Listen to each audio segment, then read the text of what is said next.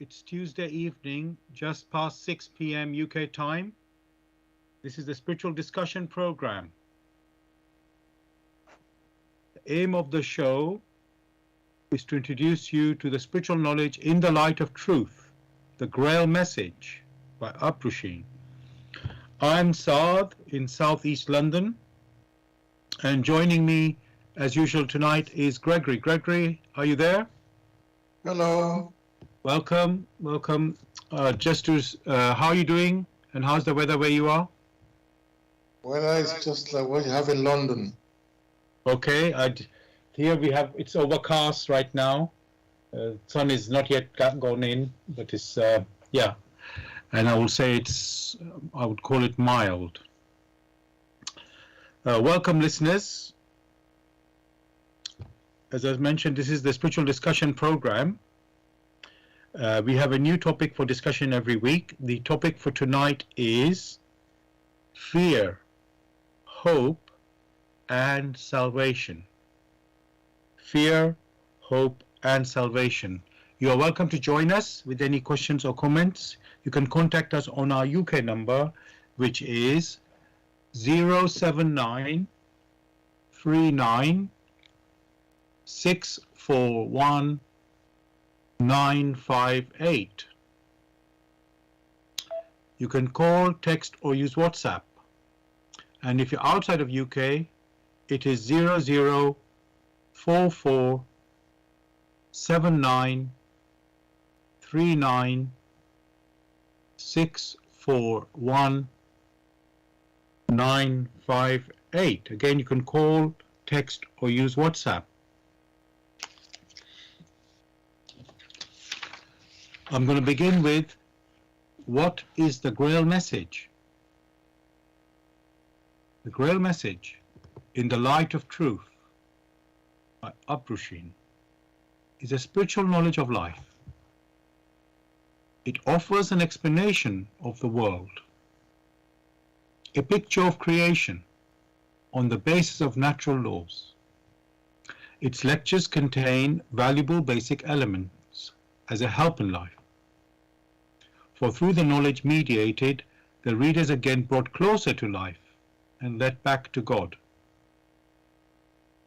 The Grail message deals with important fundamental questions of life by explaining in a clear and logical way the automatic working of the laws of nature, the whole weaving of creation, allowing every process to be recognized, and thereby the purpose of our whole life. It is directed at the individual and speaks to the innate experiences of the human being, their strengths and weaknesses. Thus, every reader has the opportunity to discover through their intuitive perception if what is stated is the truth. Combining with matter-of-fact reasoning, a complete world picture arises, where there is no separation between the visible world and the great world beyond the five senses, nor any separation between scientific and religious striving for knowledge. I'd like to give you a couple of quotes from the author of the Grail message, Abrushin. The hearer and reader of my lectures should always work within himself, keenly probing and building bridges from one lecture to the other, as well as out into the great and small world happenings. Only then will he be able to understand the Grail message and find that it gradually shapes itself into one complete whole, without leaving any gaps. Again and again, in all the happenings, the reader will come back to the basic features. He can explain everything without having to change even one single sentence.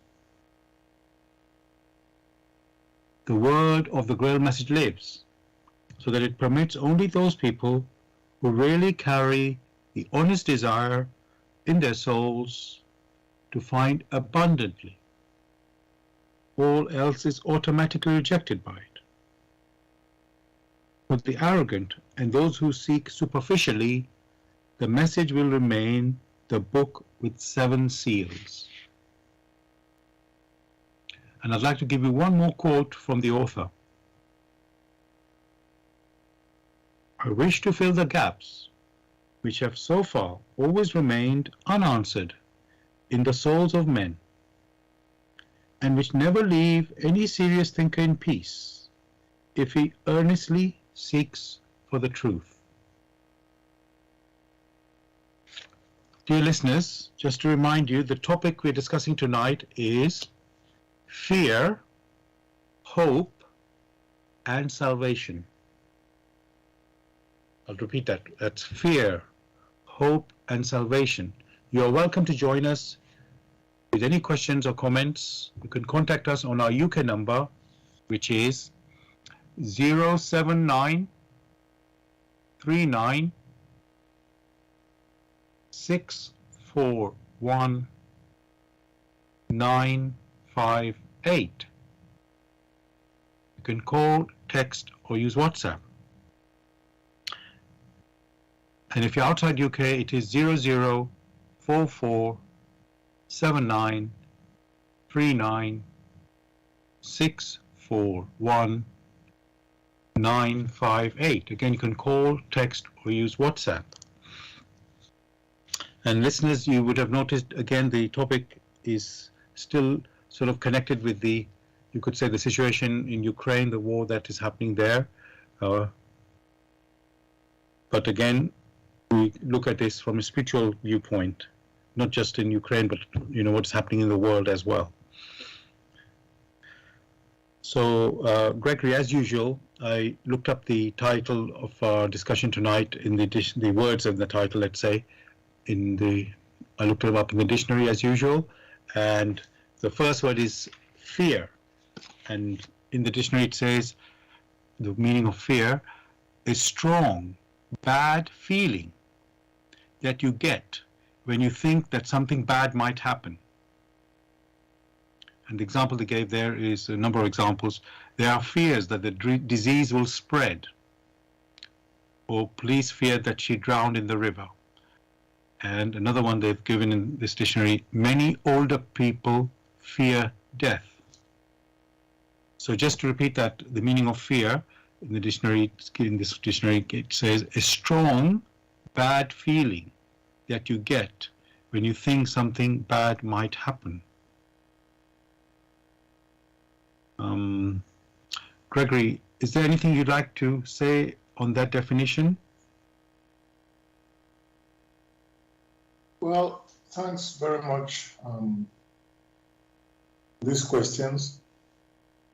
The description that the dictionary has given, as usual, this description is only approximate, and it may vary from one dictionary to another. But what one can already sense in it is that there is the sense of something unwelcomed.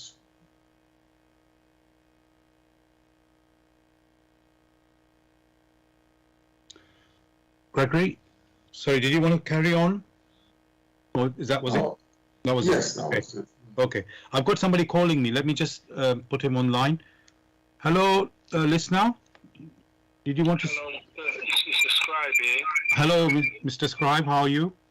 I'm good, sir. Yes. The definition of fear, according to the Bible, Right. different forms of fear, what they use in the dictionary, because the Bible says the fear of the Lord is the beginning of knowledge. Now, speaking of fear, in that aspect, is talking about the respect of the Lord is the beginning of knowledge, not the fear in fear, tremble. Right. The fear of the Lord is the beginning of knowledge. So that's my little input. Thank you very much for that. Gregory, I don't know if you heard the caller. I'll just repeat it to you. He was saying in the dictionary or meaning of fear in the Bible is not like meaning that we have in the dictionary, which is like trembling. It is more to do with the fear of the Lord, which leads to knowledge. I don't know if you heard him say that. Would you like to respond to that in any way? Well, in the first instance, one already stressed that from one dictionary to the other, or from one place to the other, this expression fear is interpreted so very differently. The one he mentioned when he says the fear of the Lord is the beginning of wisdom, these are only euphemisms. These are words used to connote something which specifically may not be right.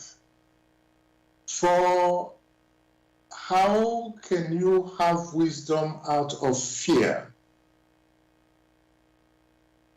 So that really, yes, doesn't rhyme. Fear is more of a reaction.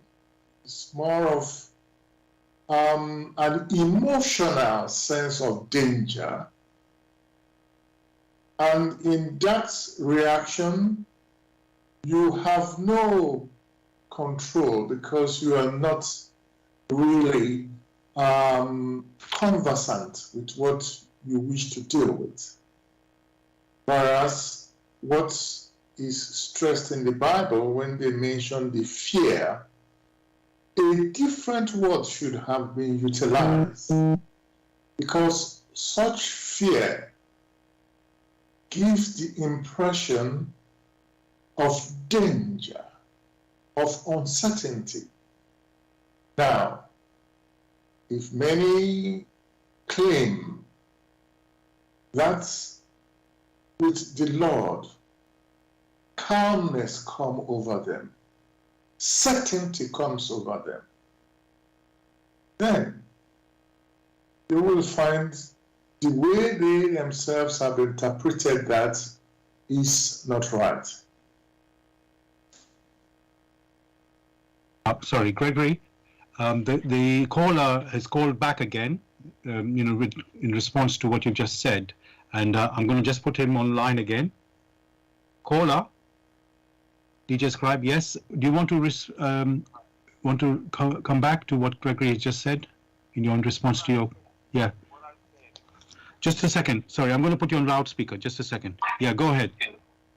What I said was the fear of the Lord is the beginning of knowledge. The fear of the Lord meaning the respect of the Lord, or the respect of the Creator, is the beginning of knowledge, or wisdom is the beginning of wisdom, is the beginning of wisdom. Respect, not the fear in trembling. Now, I did say that before. Right. Let me just ask, Gregory, did you hear the caller there? Did you hear that? Well, I'm surprised, because he made it very clear. He said fear, and then he used respect. These are two different expressions. Respect is not fear. Yeah, Respect. I understand the concept of the Bible, what it's written in. You see, it's like the word astonished. Now, astonished means a delayed reaction, but we wouldn't say it's astonished. But it's a delayed reaction. According to the Bible, Daniel was astonished when Nebuchadnezzar told him the dream. That's according to the Bible, because, as I say, some people have different viewpoints. Now, we're not always right.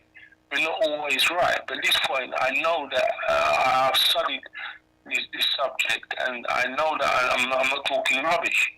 The fear of the Lord is the beginning of knowledge. That's what it says. The fear of the beginning is the beginning of knowledge, or wisdom.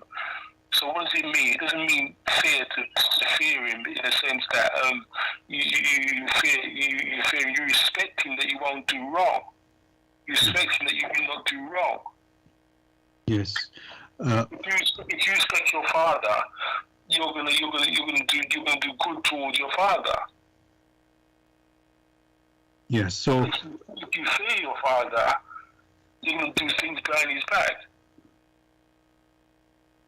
So I think in the context, everything has to be in a context. I call you DJ Scribe because you're the DJ Scribe. So if you take it in context, what you in that context, then yes. If you just take it as just one word, fear, and then the next word becomes respect. I know it sounds it doesn't make sense, but when you put it in that context, I can get what you're saying. It's like you're taking something's happened, and then in response to that, what has happened, it can lead to respect. Although when you use the word, you might not think of it at the beginning, just having fear. If you have fear and you just suddenly show respect, you don't normally show respect just out of fear.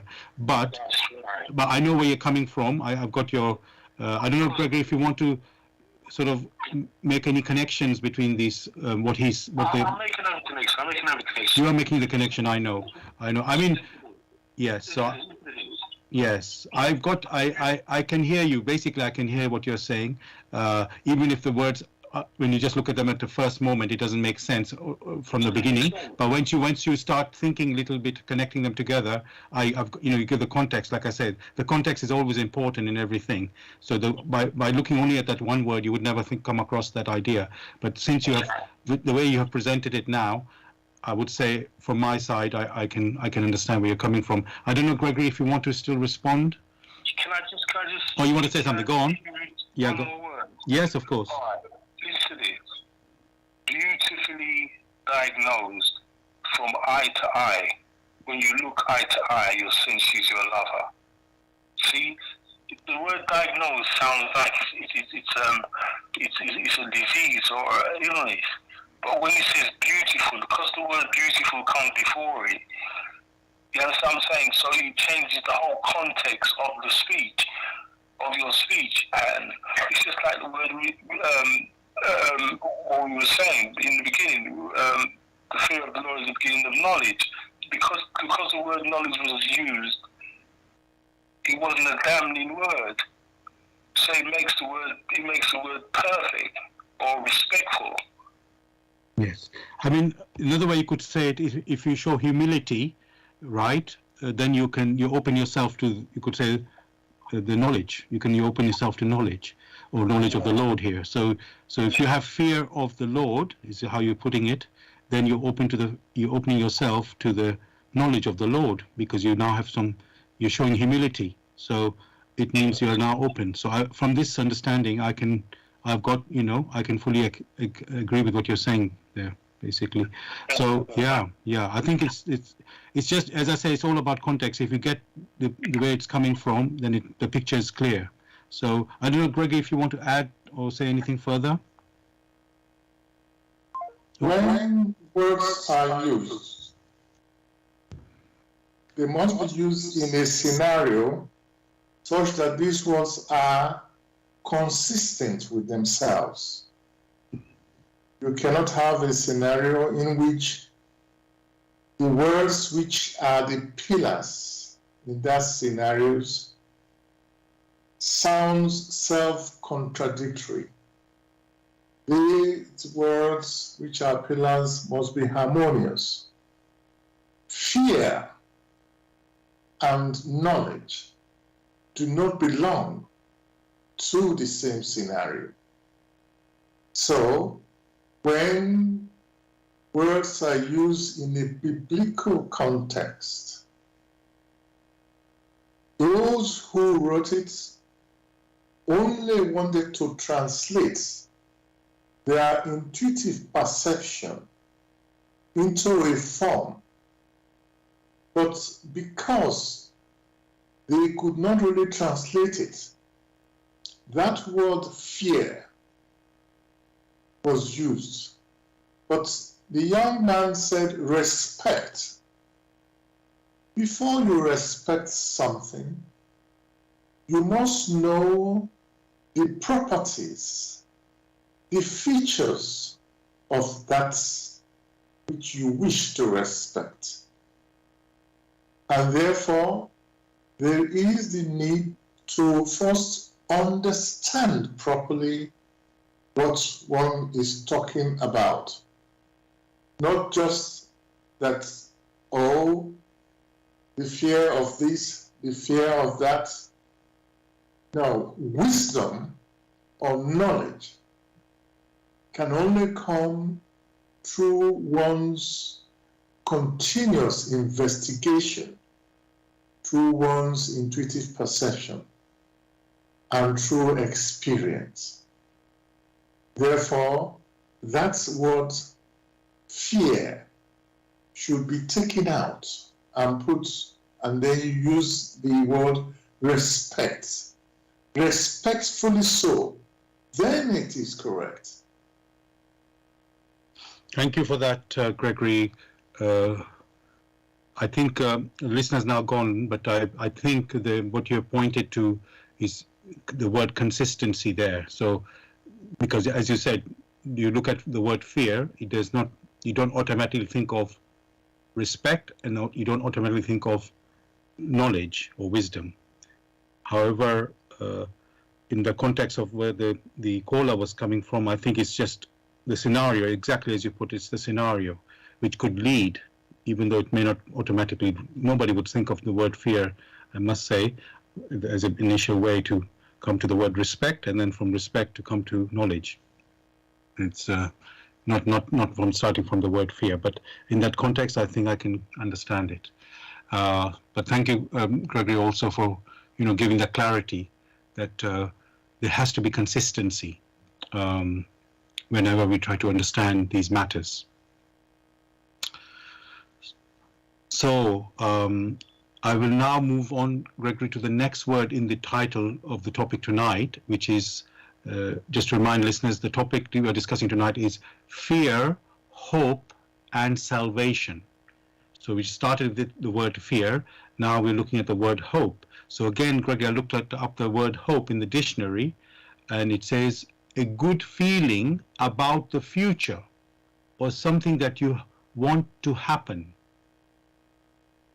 So that's the word hope, a good feeling about the future or something that you want to happen.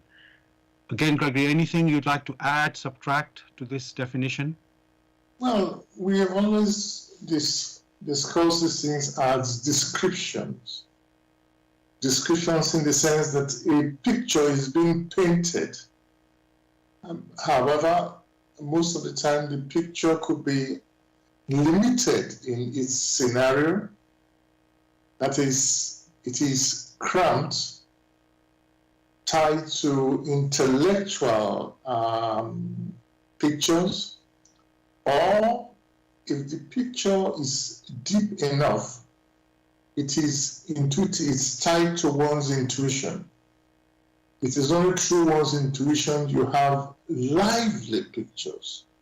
The pictures are likely to be consistent with the laws of nature, consistent with the laws of creation.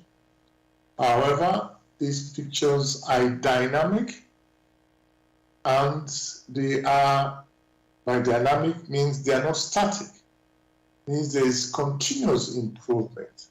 So when one hears the word hope, it's as if one is sensing an improvement, like a light at the end of a tunnel. Thank you so much for your explanation, Gregory. As you say, these are descriptions, and these descriptions are painting a picture. And, let's say we need to be using our intuition in this, looking at these pictures and understanding these pictures. And lastly, the topic, the third part of the title tonight is the word salvation. So, Gregory, I looked at that as well, and that says a way of being saved from danger, loss, or harm. The way was in part is in brackets, so I could just read it out again without that. The meaning of salvation in the dictionary: being saved from danger, loss, or harm. Gregory, anything you would like to say on that definition? Again, like we have described, some have said, these are only part descriptions. Whereas salvation, unless it is viewed from an intuitive point, it doesn't give you a more precise what lies behind that expression salvation. As is customary, when words are used, these words are simple expressions behind which stands a specific intuition, which is what we refer to as what lies behind it.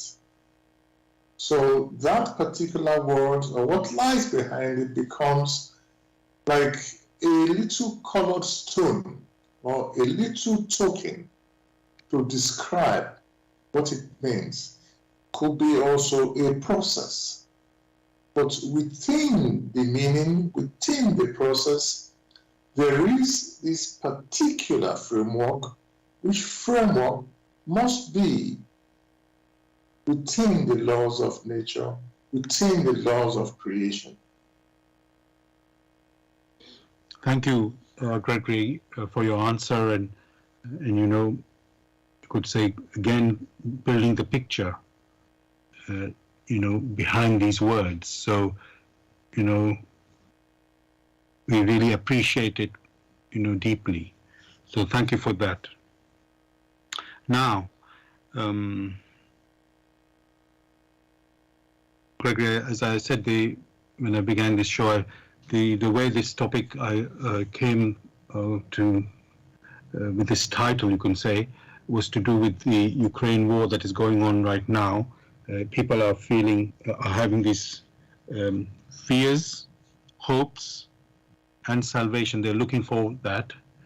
You could say, Gregory, of course they are in danger, and it is the earthly aspect, you could say, that something emergency that they want to escape from. But as I say, our topic is a spiritual discussion, and so it doesn't have to be to do with the earthly dangers alone. Maybe we need to look at it. There are also spiritual dangers which we maybe are unaware of or just ignoring even, you know, in these matters. You know, when I gave the example of the word fear in the dictionary, it said there are fears that disease spread. Again, or police fear that she drowned in the river, or many older people fear death. So again, it looks like earthly examples there. But I want to examine them, you know, from the spiritual aspect as well. So maybe, Gregory, we could look at fear of death as an example. And when we look at that, it's a fear of something we don't know. Let's say people are fearing death. Why are they fearing death? We know that death happens naturally, but people fear death. So maybe I can ask with that first, Gregory, where does the fear come from? Yes. Oh. Yeah. I don't know. I was having a call. I wasn't sure if that was a listener or somebody else. Apologies for that, Gregory. I got distracted there. So just repeat the question there, Gregory. Where does yeah? Let me just say, but yeah, how does fear start, Gregory? You know, what is the source of the fear? The question you didn't ask is, what is fear? Okay.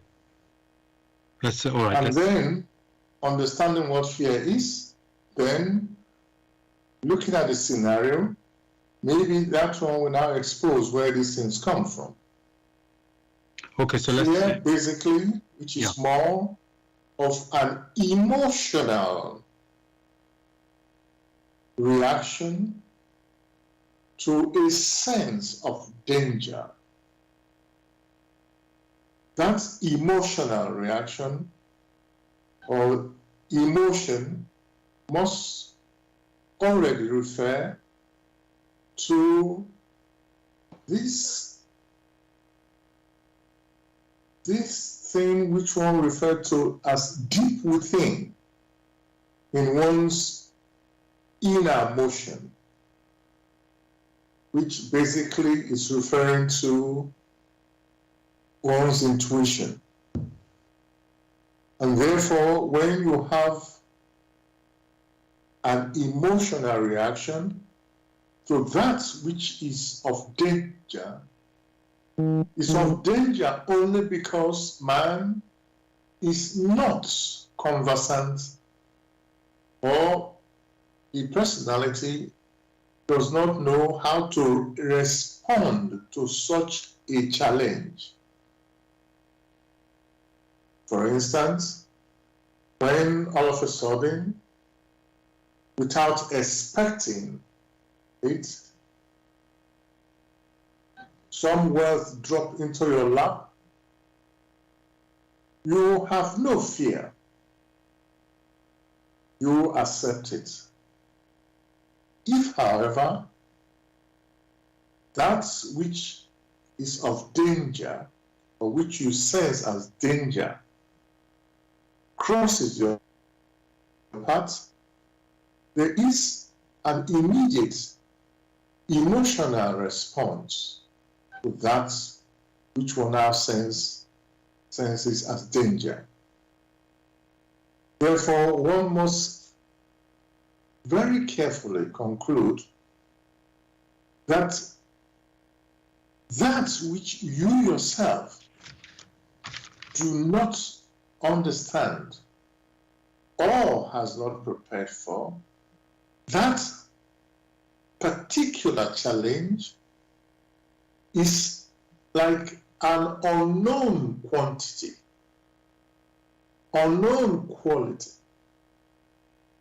And it is the lack of preparation of the challenge that causes fear.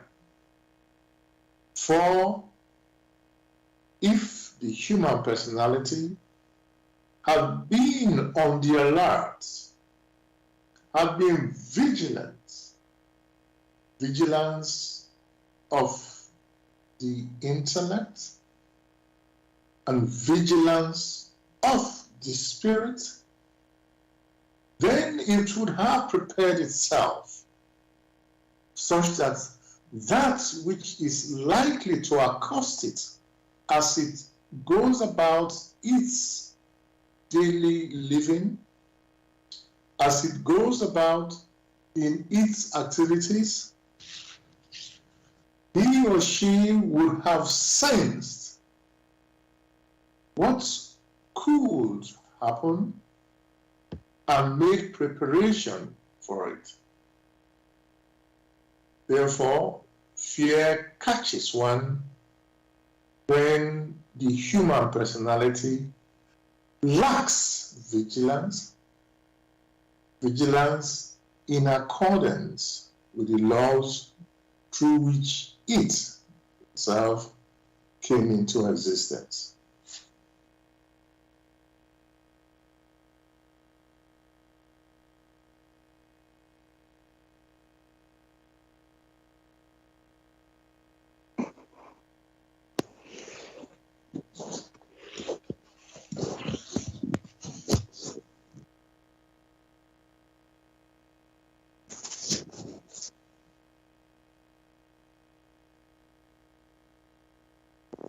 Sorry. Gregory, can you hear me? Yes, of course. Yeah, good. I just had a call. I actually put you on mute. I had a call from a listener while you were talking. So just before I take that call, I just want to tell listeners, you're listening to Bless Radio. It's the Tuesday evening spiritual discussion program. The aim of the show is to introduce you to the spiritual knowledge in the light of truth, the Grail message by Abdrusheen. And if you are interested in knowing more about the Grail message or want to get a copy of the Grail message, you can go to this website, which is www.grailmessage.com. I'll spell that. That's www.grail, Grail, message, MESSAGE.com.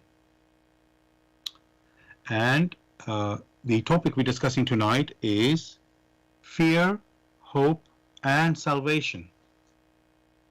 You can join in the discussions with any questions or comments by calling us on our UK number, which is 079 39 641 958. You can call, text, or use WhatsApp.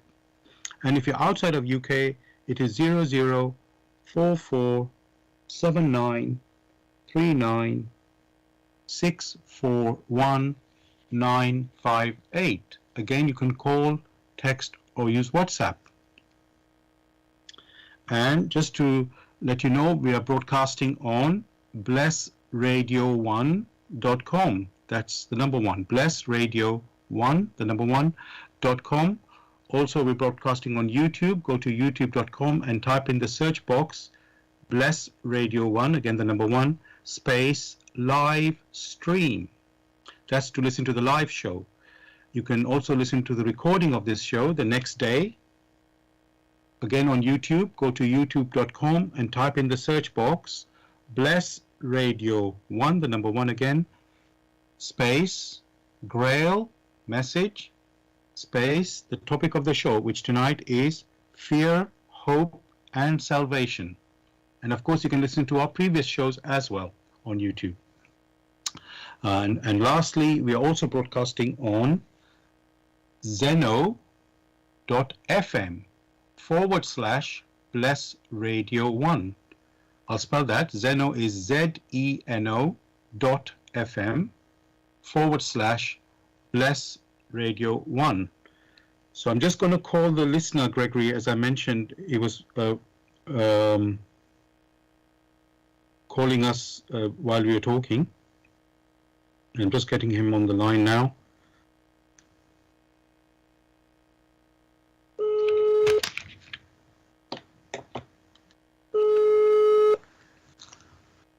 Hopefully we'll get him soon.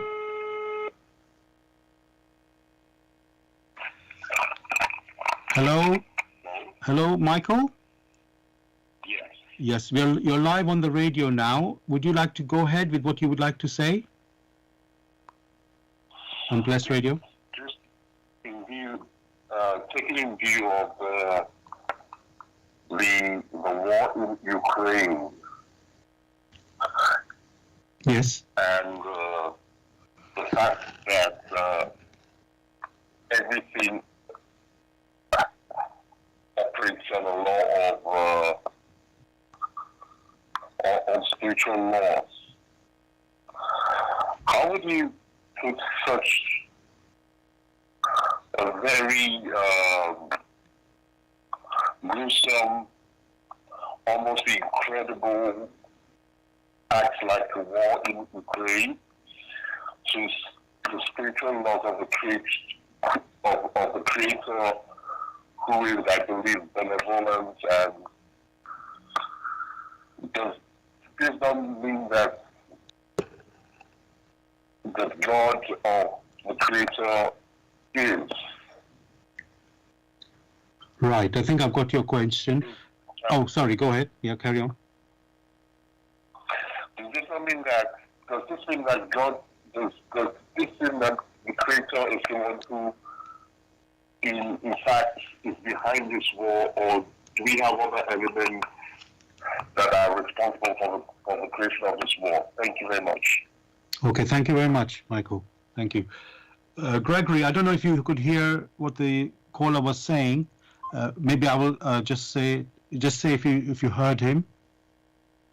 Yes. Okay, so would you like to respond there? Actually, before you say that, Gregory, I wasn't too sure if the other listeners can hear him, the caller. So I just want to briefly sort of summarize that question.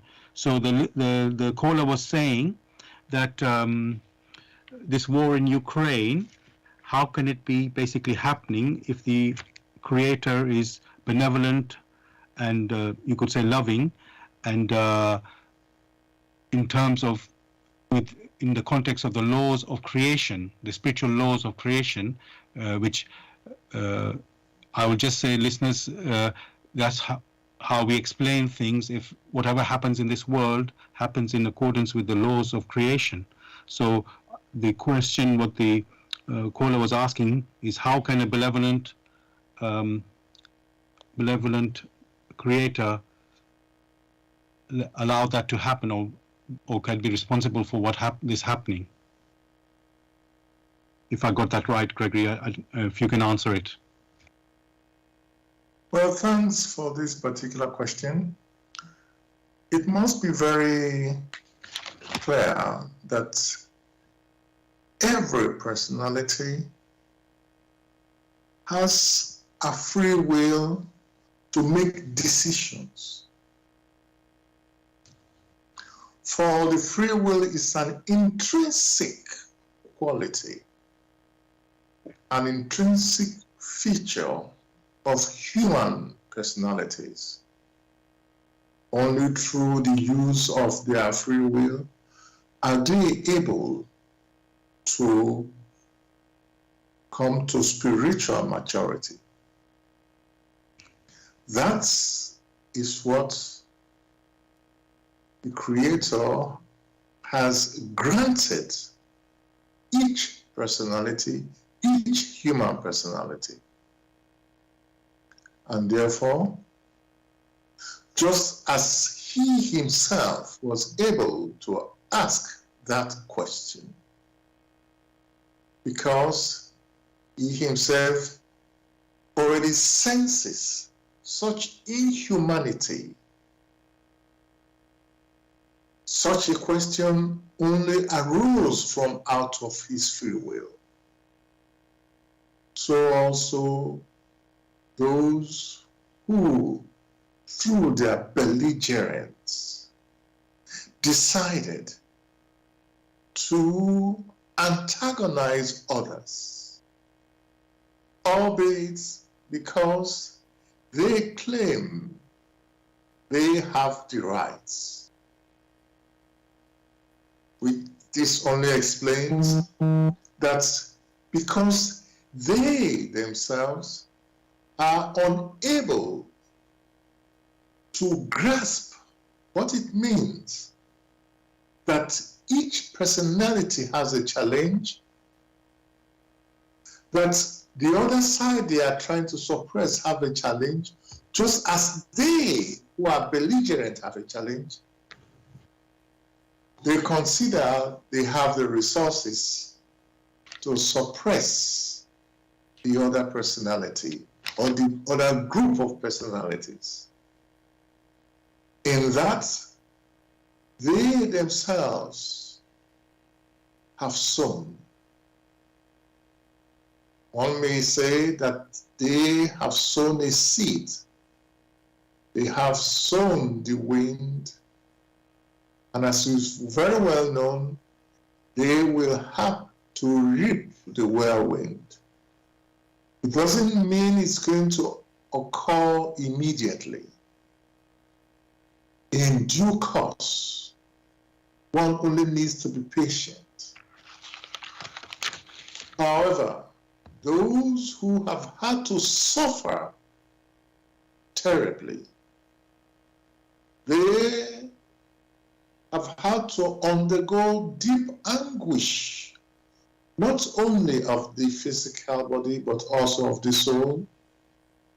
They themselves will also gain in one way or the other by understanding what it means to be on the alert, to be vigilant, to know that their neighbors who cannot understand what a challenge is who do not know how to handle a challenge can, because of that, infringe on the rights of others. So, terrible as it may sound, terrible as it appears, those people who have been decimated, even within their thoughts, will start from there and fight back. It is true that there is actually no basis for such behavior. But one should never forget the story of David and Goliath. It will be that one can cause as much damage, but deep within the soul of those who suffer, it is well engraved within them what justice should be like, and how they themselves must always strive to defend themselves and also defend others around them. It doesn't mean that they themselves must have offended. Actually, here on earth, you don't have to commit any offense before you are punished. You can look at the case of Christ. By mere stating the obvious, many could be punished. And this only occurs when you have a system, which system itself is unjust, and others strive to impress such unjustness on others. It doesn't mean that the Russians, the ordinary Russians, like you would say, support what their leaders are doing. However, if one observes very carefully, before these things happen, not a year, not 2 years, over time, you will find such scenarios that the purported leader will first have decimated those who could call him to account. This is always the case of tyrants, whether that tyrant being Nero, who set Rome on fire and then turned against the Christians, or the case not far back in the case of Germany, when one of their leaders ensured they set the Reichstag on fire and turned around and accused the ordinary people because they wanted to rule and they wanted war. So it is not surprising.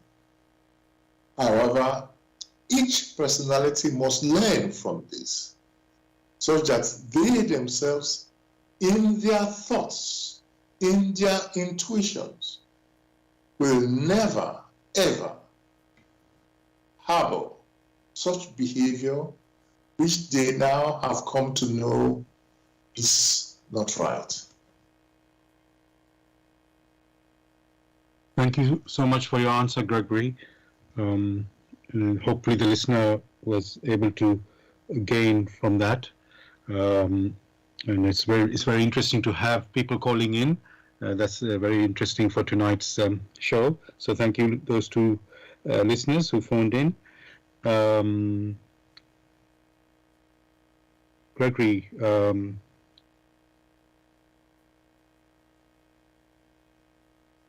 as I say, This is earthly troubles that we are seeing and experiencing. Other people may be suffering directly, and we are observing who are around in the world and maybe getting the effects indirectly to us.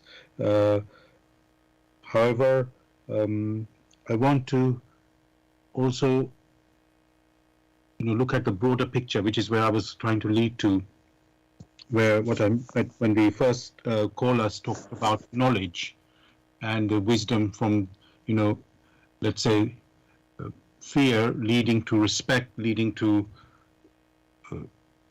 let's say, the opening to the knowledge or the wisdom of the Creator. And what I wanted to say, Gregory, what I'm observing with these events, this war in Ukraine, that humanity seems to have failed. We have this, you could say, idealism. We want to live in peace and happiness in this earthly world, but it doesn't seem to be possible with, the way the humanity is. And maybe it is even a delusion, this idealism. But somehow there is a spirit in us, Gregory, which is wanting to have this peace and happiness. And so I wonder,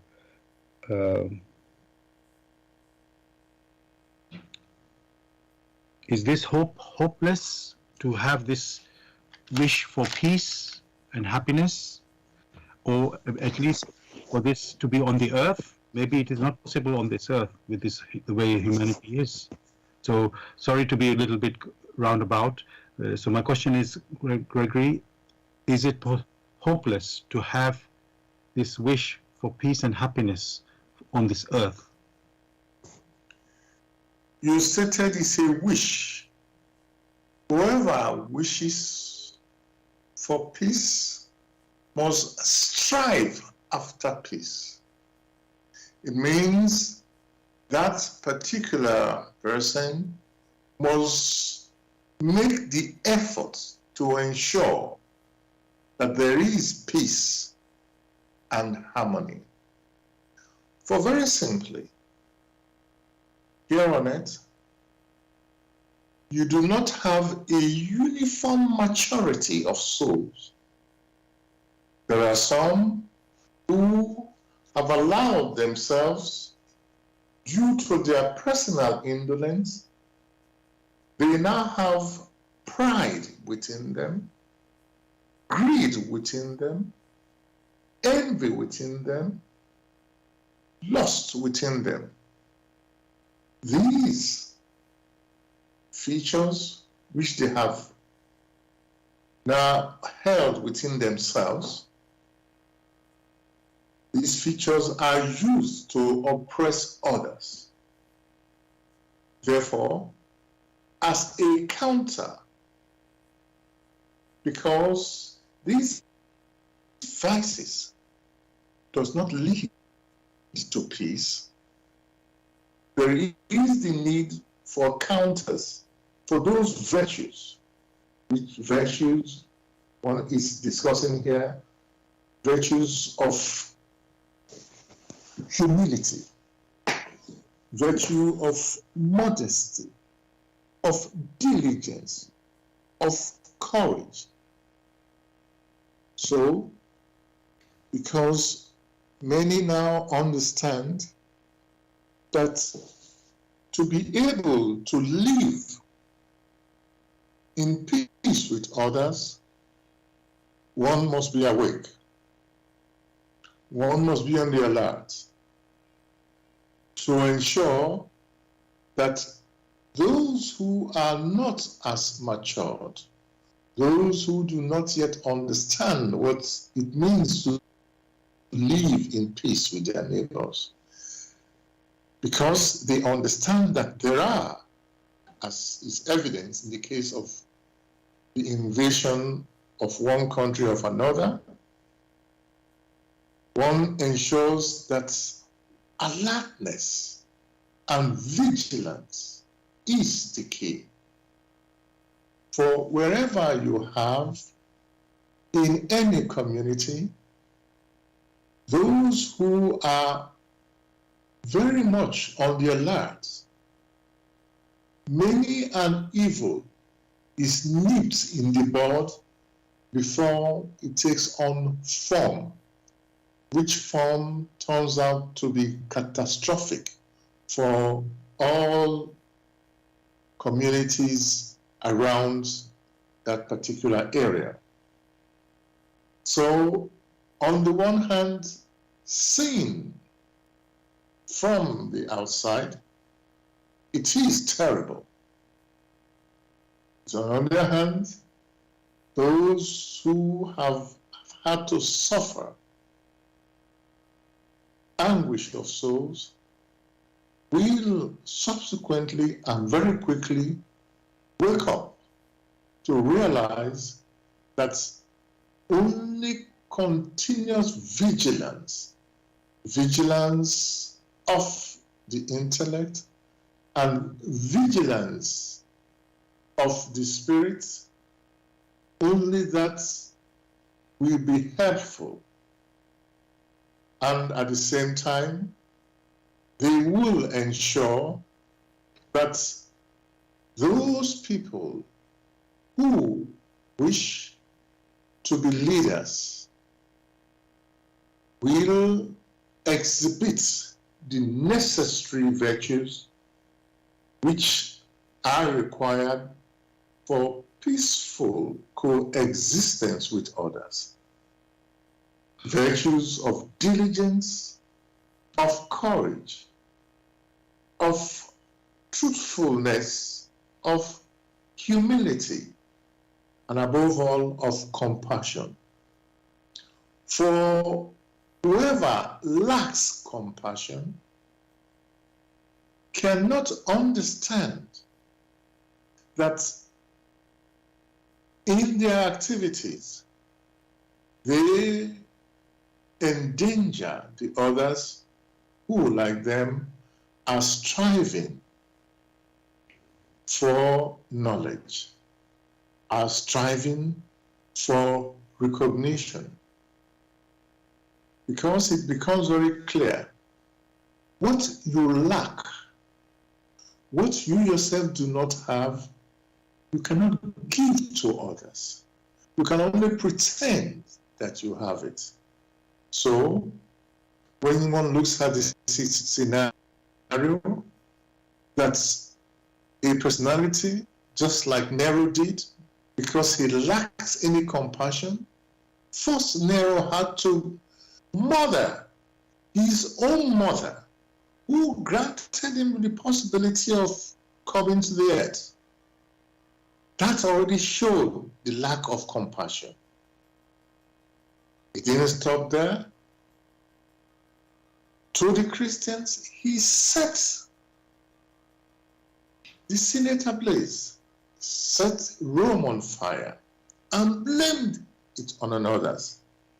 Such a person lacked compassion. And therefore, anyone who, out of their inner volition, attacked another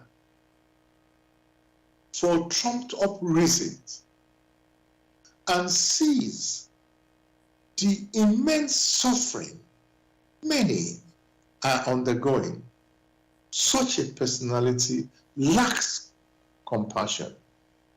That means he never had it, even if he or she pretends to have it. Such person enjoys the suffering of others, for he or she has its pride injured, its vanity injured, and is filled with envy and lust.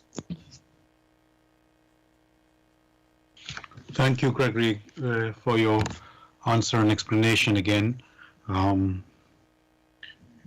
Again, it shows that we need to look at the, as you say, what lies behind these things. And although it's not too difficult to see it, really, what's going on, but somehow we can't seem to be able to even do the basic things which human beings are supposed to be capable of. Love, it seems very difficult to show love or compassion. Something else seems to be more important, it looks like, for some people. So thank you for that. Dear listeners, you're listening to Bless Radio. It's the Tuesday evening spiritual discussion program. The aim of the show is to introduce you to the spiritual knowledge in the light of truth, the Grail message by Abdrushim.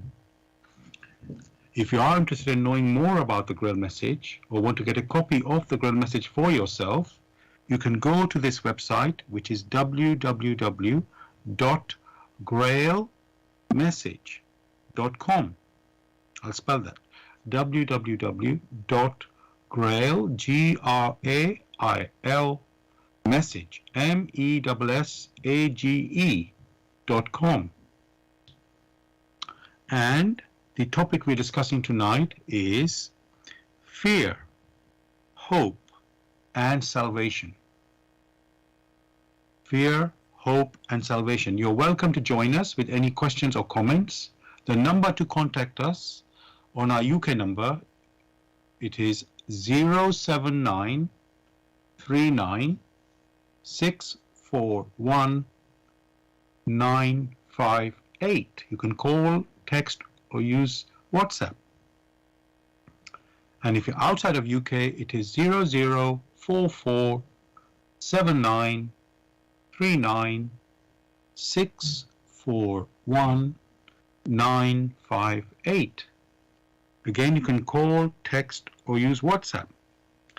We are broadcasting on blessradio1.com. That's the number one, blessradio1, the number one.com.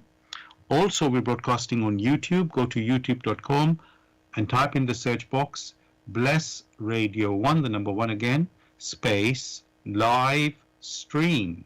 That's for the live show. You can listen to the recording of this show the next day. Again, go to youtube.com and type in the search box Bless Radio 1, the number one again, space, Grail message, space, the topic of the show, which tonight is fear, hope, and salvation. And you can listen to our previous shows also. And finally, we are also broadcasting on zeno.fm/Bless Radio 1.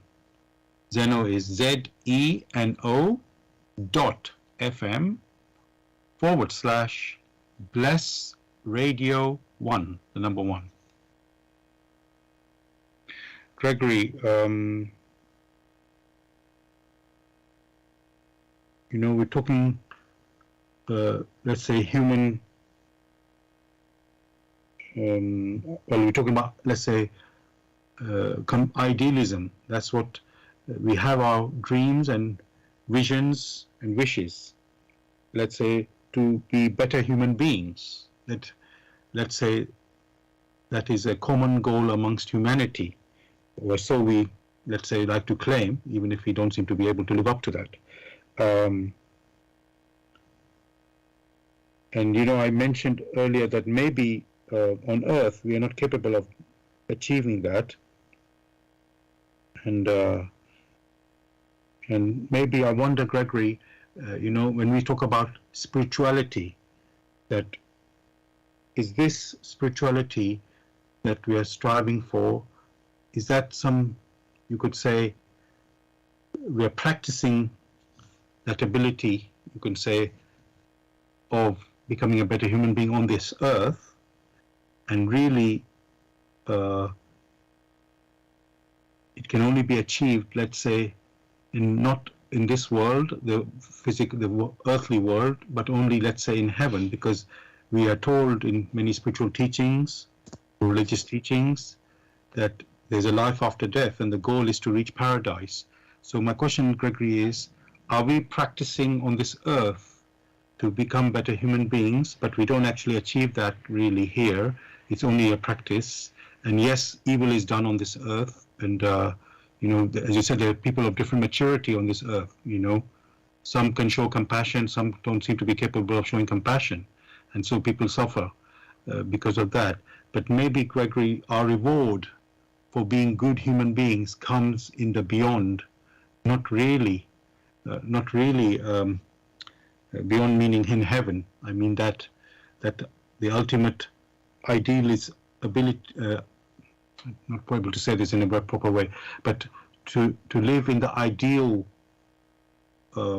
spiritual world. It can only happen in the spiritual, or let's say in heaven, in the world of heaven, rather than this world of the material, where it's like we are only practicing on this earth. Am I right to say that? Or can we actually, let me just say that, are we just practicing to become ideal here on this earth? May I ask what precisely the question is? Yes. The question is, are we practicing the earth, because the idealism doesn't seem to be a reality on this earth. It seems to be only a dream, not actually practically achievable. So that's my question is, is this earth practicing for us to become ideal? So the reality of the ideal is only going to happen in the heaven, not on this earth. That's what I'm trying to say. The reality of idealism, of course, can happen here on earth. Before one gets to that state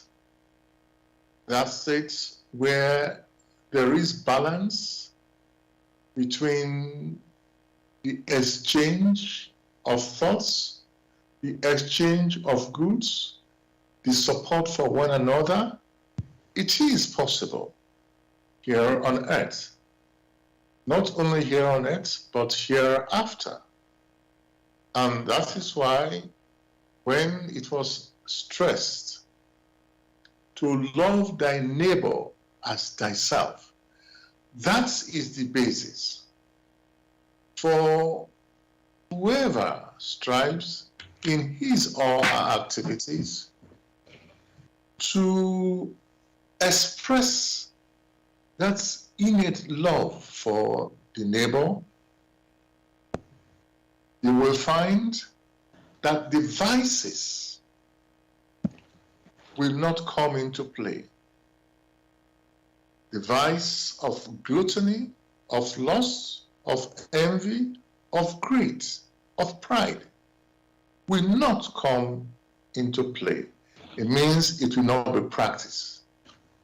On the other hand, it is the virtues that helps one to cultivate that particular state where one is able to love his neighbor as himself, or to love her neighbor as herself.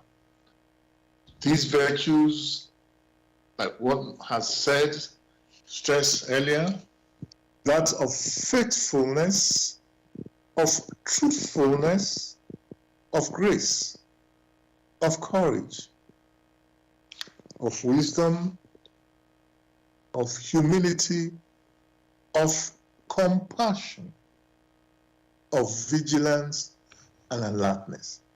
These virtues can already be practiced here on earth as long as one has a firm good volition. One is granted the opportunity. And in the granting of the opportunity,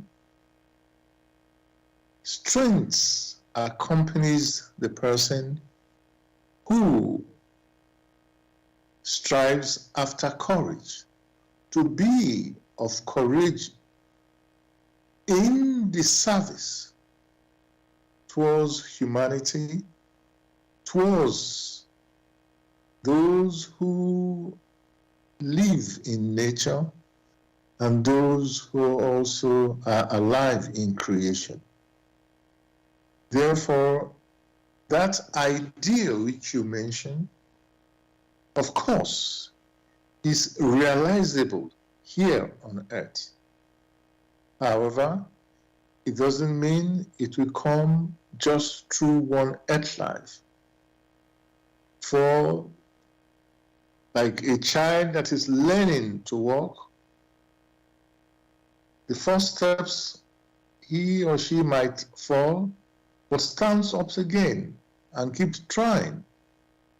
So such can also be attained through different incarnation. Different incarnation means the first time one was able to cultivate a particular virtue, or 2 or 3 of them, and comes back and strives again after other virtues through its activities. Yes, it is realizable here on earth and also hereafter. Thank you so much for this answer. And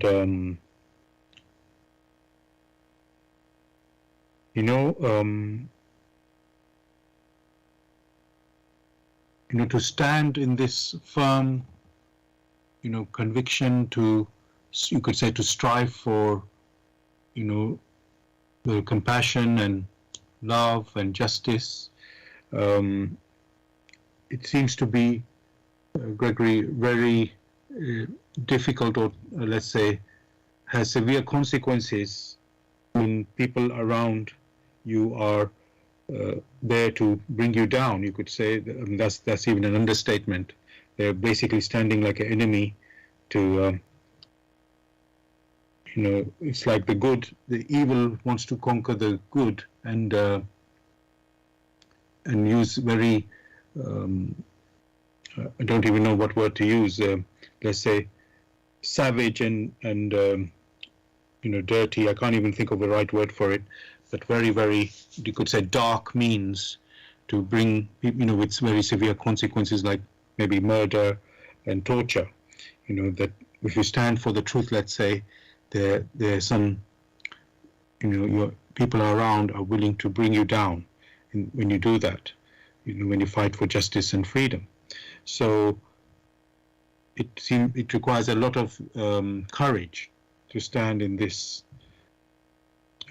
world, in this type of, where the enemy can even be more powerful than you, at least in the, let's say, physical way. So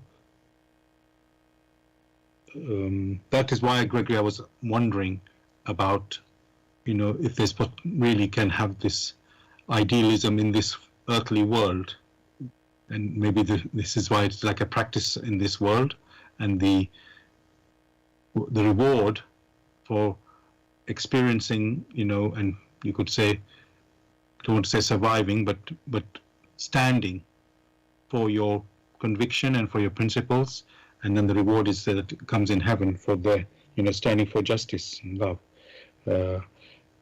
So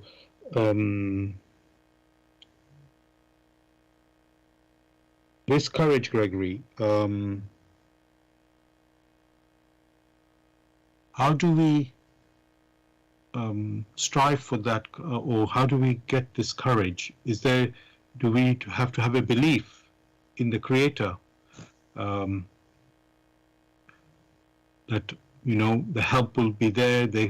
Ultimately there is a power that rules this world, and so, Gregory, do we need to have this courage, the foundation for our good standing, could say, for justice and compassion and so on? Do you have to have a belief in something, in the Almighty? Many consider it that way, that there must be a belief. Belief could be the first step. That belief is based on what one has observed externally, but something which he himself has not experienced intuitively. Only that which man has experienced in all forms, intellectually, intuitively. Only that has stamped its mark on the inner personality. What one hears most of the time is that there is a need to believe. Believe in what? Believe, which is said, believe in the Almighty. But to believe in the Almighty, what features do they ascribe to him or her, or what they care to believe? That has always been the problem. For only through personal experience can one, in a step-by-step fashion, develop himself or herself to a state, starting from so-called belief and through personal experience to attain conviction. Only through such can one mature. Conviction in accordance with the laws of nature, in accordance with the laws of creation, through which one came into existence. When conviction is mentioned, it therefore means that one must have sown a seed, and in sowing that seed, either in one's thoughts or in one's intuition, one is able to have a reciprocal activity. And in the gradual experiencing of these reciprocal activities lies one's personal conviction. And in that process, one will start asking himself or herself, how come these reciprocal activities? Who grants the power through which these reciprocal activities abound? Who grants the power through which I myself is able to make these decisions? So it is a gradual process. Very sadly, for many who, without any personal examination, jump to a conclusion, they then find that it's not in accordance with what they have thought out themselves, and quickly they lose hope. So a belief that there is the Almighty, however, it is only a conception. That conception which they hold is not for them a reality. For when challenges comes their way, because those conceptions are not firm and they have not made those conceptions a reality,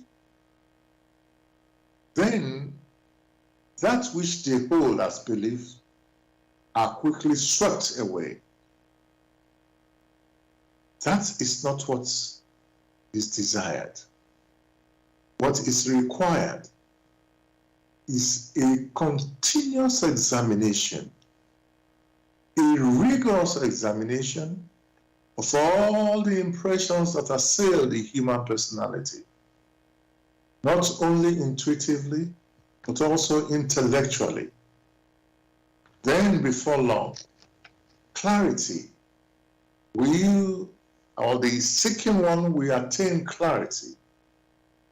And because it is personal and is able to observe this reciprocal action, before long, he or she comes to understand that there must be continuous motion, which motion in his own interaction is now able to receive reciprocal activity.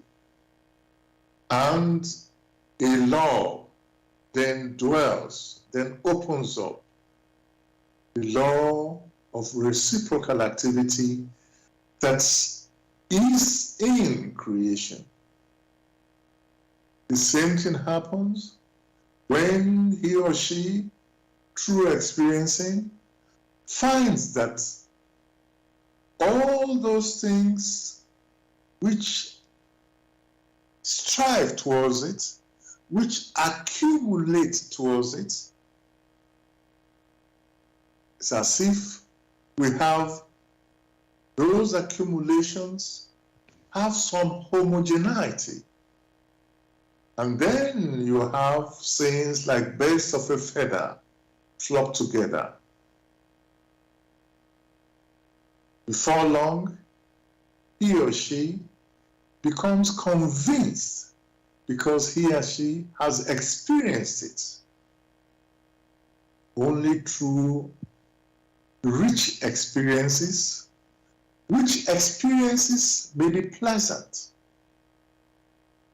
and which experiences may be not so pleasant, or, put it bluntly, may be very unpleasant.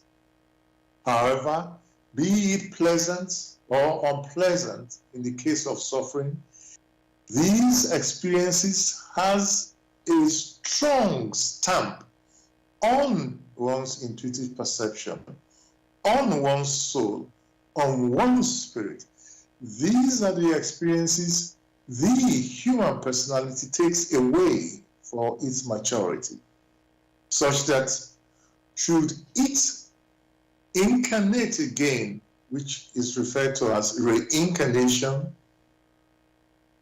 it's able to use the experiences here on earth. Should it not incarnate, then in the beyond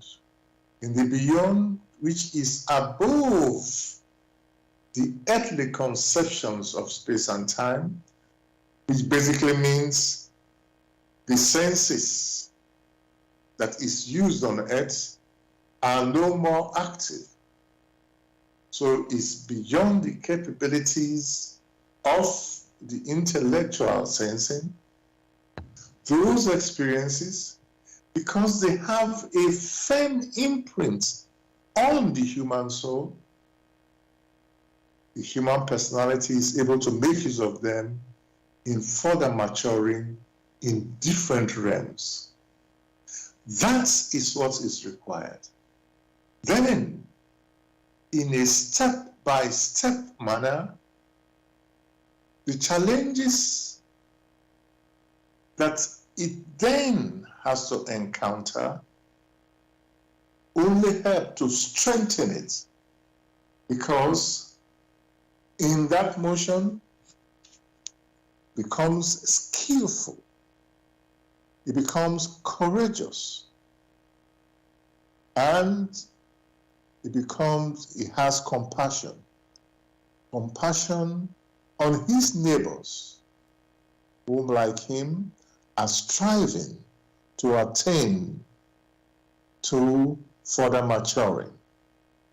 Then, gradually, it becomes clear to him that there must be a source of goodness, of power, that grants the opportunities or that has woven into the fabric of nature, into the fabric of creation, the manifold opportunities which the human personality is able to use for personal maturing, for it to come to the states of self-consciousness. Then and there, it becomes free for only him or her who swings in accordance with the will, in accordance with the love which have been woven into creation, is free. Thank you so much, Gregory, for this picture you've painted. We could say the journey of human life where we have to experience, discover these laws, the laws of nature through which we came about, and then, the virtues, or you could call them,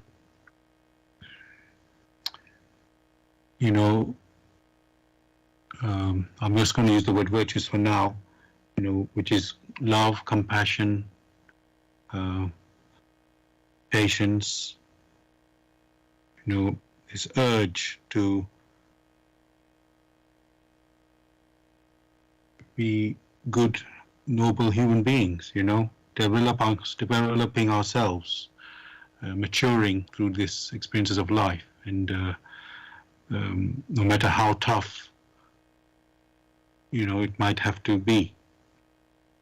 So that striving has to be within us to, you could say, to recognize this life for as it is.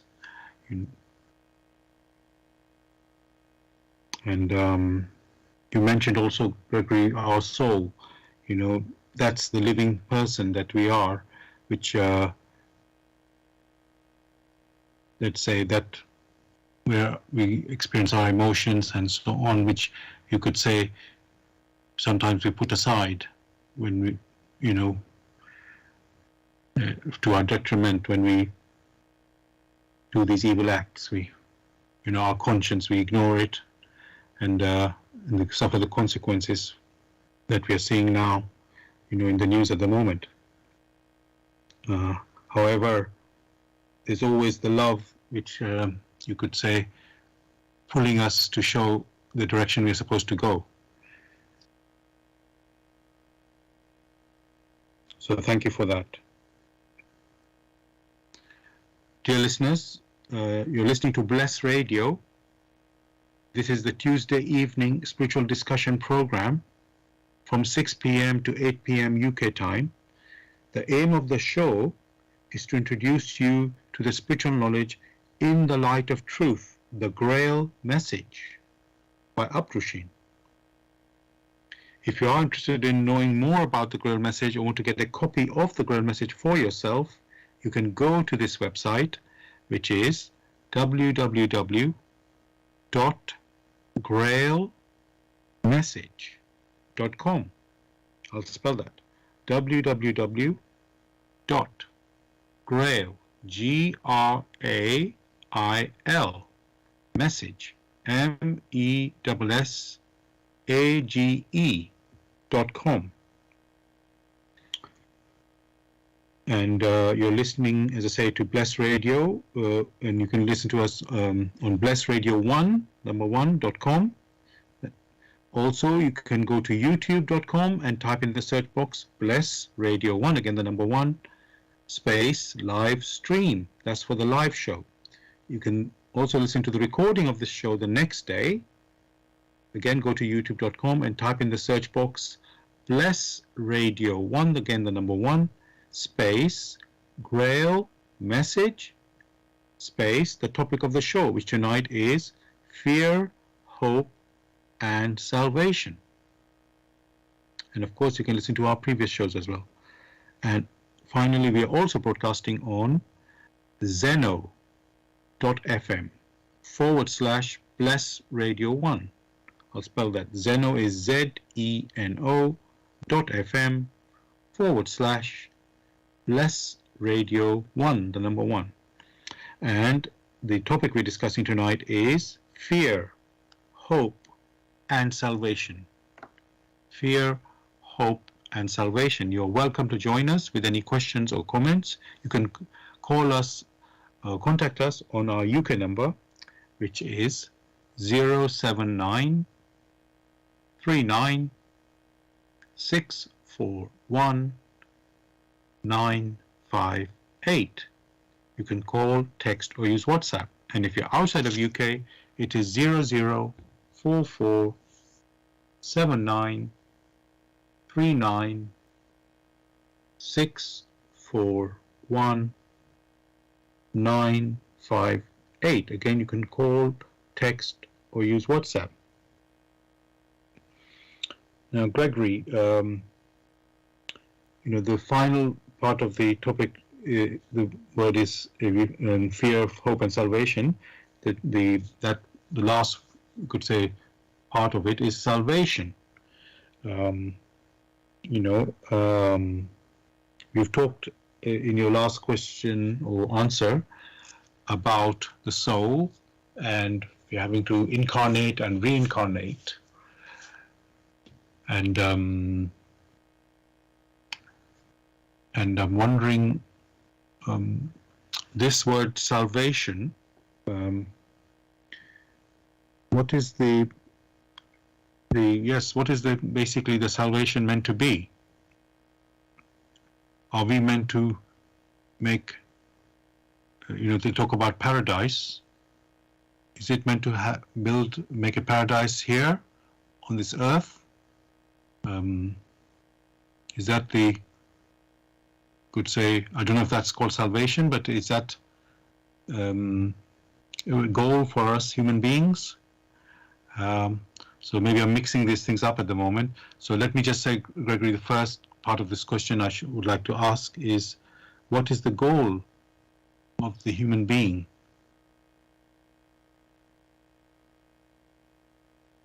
Again, thanks for that. What is the goal? Or ultimate goal. Let me call it an ultimate goal. Whether it is ultimate goal or the goal, it is a goal. The goal is that which one is striving after, or striving towards. Therefore, the question is, what is it that one is striving for? To be striving towards something only means you start from a point. It means there was a beginning. And since there is a beginning, and you are striving towards a goal, it means that the state of the beginning and the state of the end are different. When you're striving after something,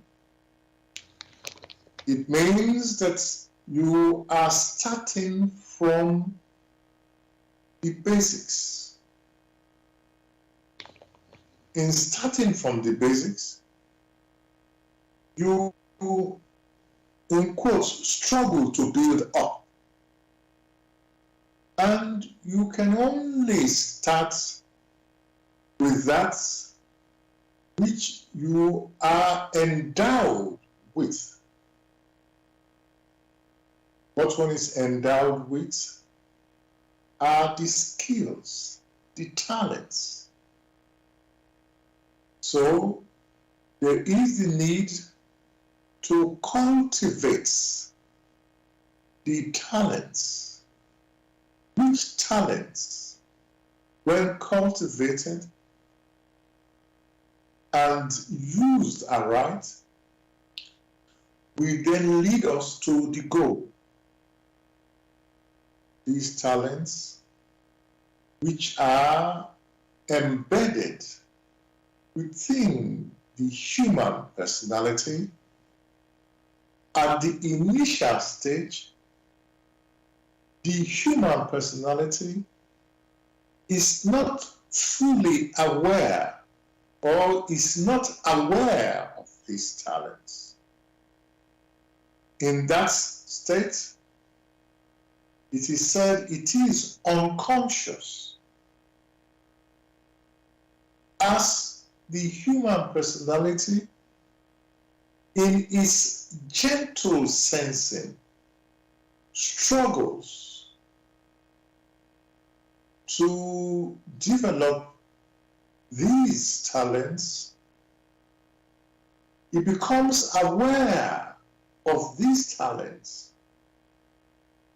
becomes aware through the hustle and bustle of the activities it is engaged in. And subsequently, in struggling further, it wishes to ensure that which it has become aware of, it wishes to ensure they become, or they bear fruits. That is, from the states which it was in, that of unconsciousness, in moving around in creation, in moving around within the world of matter, in its interaction, being not here and not there, through the pleasant experiences and not so pleasant experiences, becomes aware of its surroundings, and as it proceeds further, it becomes aware of those innate talent that it possesses. And the only way it becomes self-conscious is through the possibilities that have been granted it, through the virtues, which virtues are well hammered within. For in its motion, in its movement, it then learns to uncover skills, to uncover compassion, also of diligence, of truthfulness and faithfulness. It therefore also uncovers what it means to be vigilant in spirit and also alert in spirit. Through these virtues, as long as it makes use of the opportunities granted it, it becomes self-conscious. In that self-consciousness, it knows what patience is. It knows what perseverance is. It now knows what earnest good volition is. It has, through its activities, comes to know what everlasting love is, and also the readiness to serve. The readiness to serve because through its activities, it has seen how creation responds to it through others who are prepared to join him in service. It also learns the absolute selflessness and dedication. These are the qualities that it will now have, having started from the states of unconsciousness of these virtues, of these qualities. It now arrives at the state in which the inner attitude has all these virtues, they become like weapons with which it will use in loyal service to him who granted him the opportunity to extend the extent of creation. That is the goal, and that is the task that the human personality has to accomplish. Thank you so much for this answer, Gregory, and the picture you painted there. Now, can the human being in the world we live today achieve this goal, by himself, or does he need guidance or help to achieve that? There's my question is basically the goal you have mentioned, that we are going to develop ourselves. Is this possible, by ourselves, or do we need additional help? Of course, it is possible by yourself. In fact, it has to be done by yourself, not by another. However, what is presented to you is more like a map. A map that one may use to move from one state to another. That map, which was stated very clearly when Christ said, to love thy neighbor as thyself, that was a very clear map, which, if the human personality followed that advice, before too long, threats which would have held him or her down, those same threats will drag him up to spiritual maturity. There are others. For instance, in the walk, in the light of truth, which light gives that which is of substance, therefore of substantiality, which work also provides the truth which is the will, which is the law, which governs nature, which governs creation. In this particular instance, should one be bold enough to follow the directions which have been well clarified, mapped out, it assists the human personality in a step-by-step fashion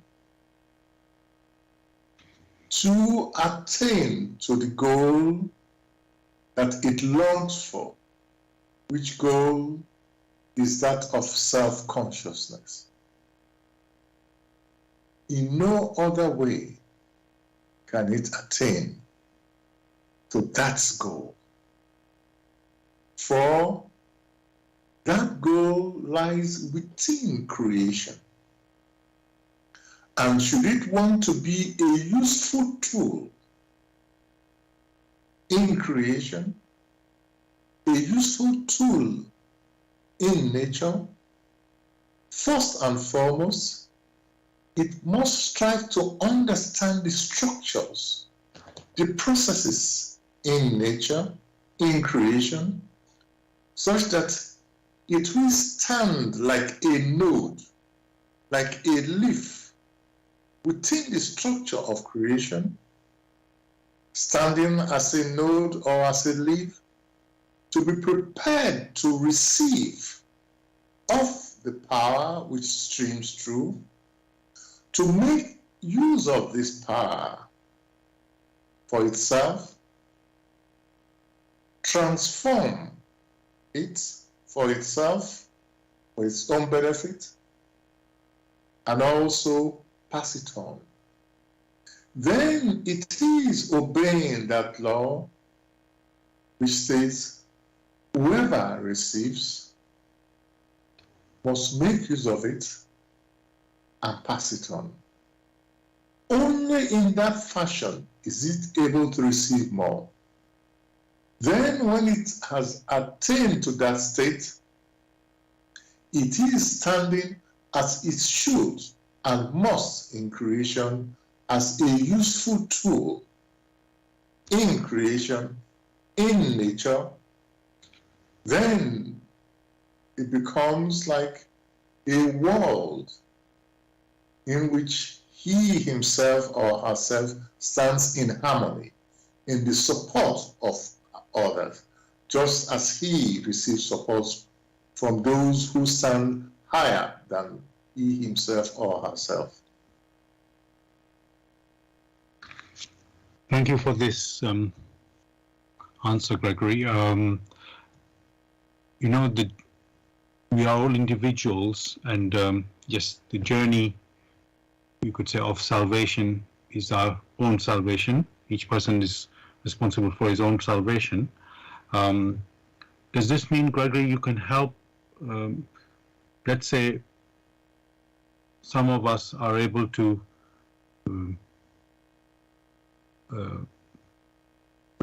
grasp this salvation, you can say, or able to recognize the way for salvation. Can such people help others on the journey for their salvation, or is everybody just left by themselves, to journey by themselves? Through personal examples, many reveal how they stand.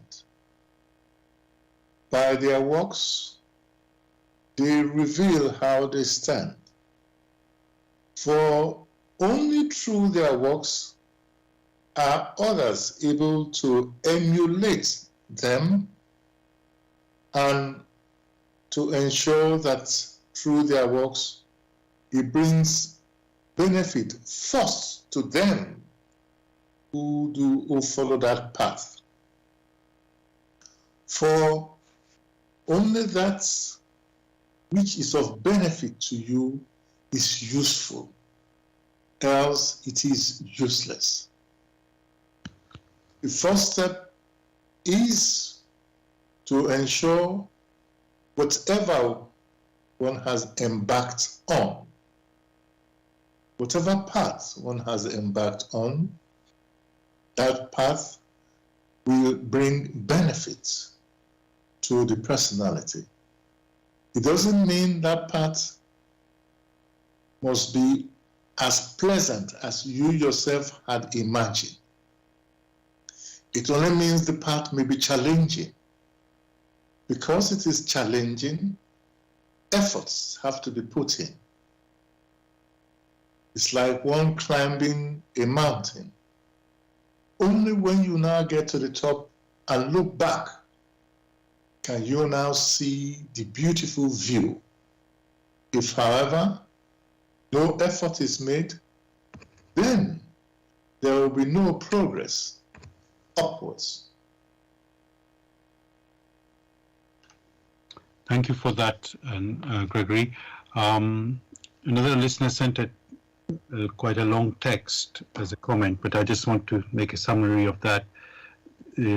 Basically, it's pointing to the world that we live. There's you could say, I mean, in today's world, you could call it misinformation, or you know, with people with different agendas, you can say. Or another way you can put it is that the darkness is there to tempt us to go astray in our journey for our salvation. So with such, you say, obstacles or barriers to overcome,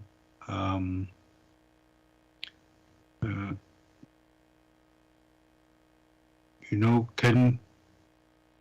how can we be aware that, you know, to be aware of such obstacles and you could say temptations on this journey of salvation, because people can come in, you can say a wolf can come in sheep's clothing, and you know, people can fall for that. So that's why I was asking if this journey is completely by ourselves, or do we need some extra help? So just to make that question a bit simple, Gregory, how can we be aware and about the obstacles that come our way? You are asking how can one be aware of the challenges? Challenges, yes, and challenges doesn't give the full meaning I want to say, meaning people out there to bring us down, and we wouldn't be aware of them, that they're doing that. So how can we become aware of this? You know, I don't want to talk about conspiracy things, but it's just to be aware that there are traps there and obstacles there ready to catch us. So how can we become conscious of that? Very simply, put yourself, whatever scenario that is being thrown at you, dig yourself into that scenario, not only intellectually, but also intuitively. And imagine whether that particular scenario calls in that which is of envy, of pride, or of greed. If that is the case, then you yourself will already recognize that is a vice. And whatever is of vice is not of benefit. Whereas, even in such scenario as you mentioned, deep within the human personality lies that which one may refer to as justice. The sense is justice. Justice in giving and receiving. In that particular case, let that come to the fore. And then you are able to decide whether it is called, whatever name is attached to it, like fake news of this or that. Always ask yourself, if I myself am in such a position, how would I respond?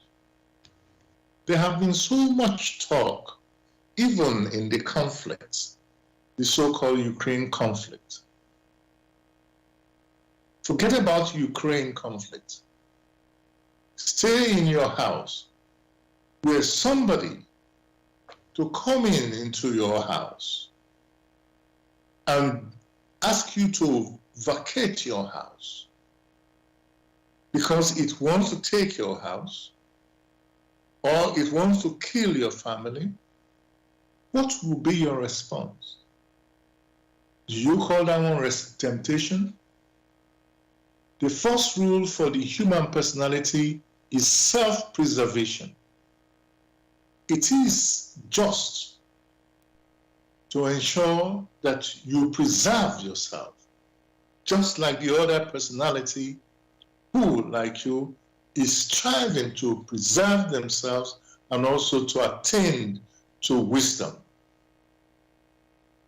So, only those who are so indolent, unwilling to think, to reflect for themselves, only those are unable to filter that which is unjust from that which is just.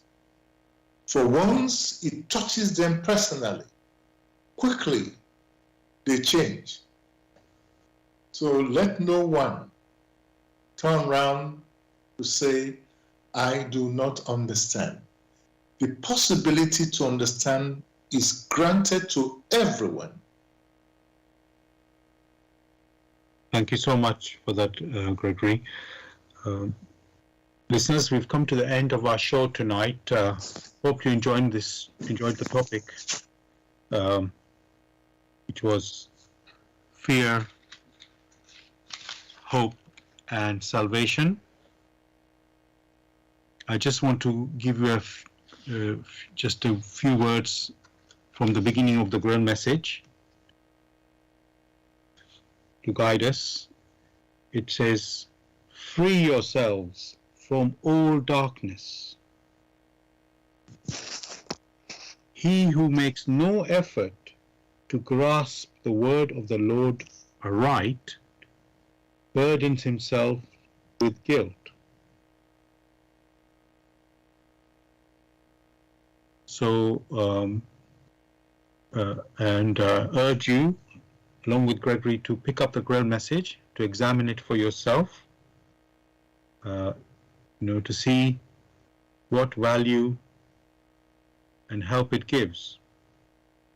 If you are interested in knowing more about the Grail message or want to get a copy of the Grail message for yourself, you can go to this website, which is www.grailmessage.com. I'll spell that. www.grail, Grail, message, message.com.